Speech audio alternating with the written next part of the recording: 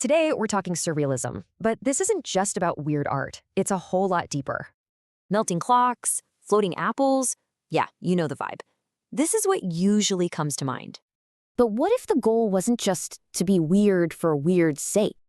What if it was actually a plan to completely free our minds and, well, change the world? So this all kicks off in Europe after World War I. It wasn't an escape, it was a reaction. And their biggest inspiration? Good old Sigmund Freud and his idea of the unconscious mind. They thought our logical, everyday mind was basically a prison for our true instinctive selves. So how do you break out of that prison? They had a key, and it was called automatism. The basic idea? Just create without thinking. Let your unconscious mind do all the driving. This meant totally embracing chance, accidents, basically anything unexpected. And they had all these wild techniques and games to make it happen, to just switch off the logic. This quote became their motto. It's all about finding beauty in mashing up random things. Okay, but here's the twist. This was never just about making cool, weird art.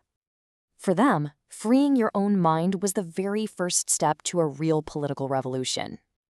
And Breton put it perfectly here. For them, changing your life and changing the world were the same thing. And they put their money where their mouth was, fighting colonialism, racism, and rising fascism.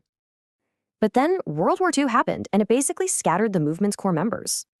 So after all that, what's left of this huge, ambitious idea? Well, its ideas kind of got absorbed by the mainstream, but lost most of their revolutionary punch. So what's the bottom line? Surrealism was a political plan to free the mind using art as its weapon. Ultimately, its biggest idea is that to change the world, you first have to reimagine yourself.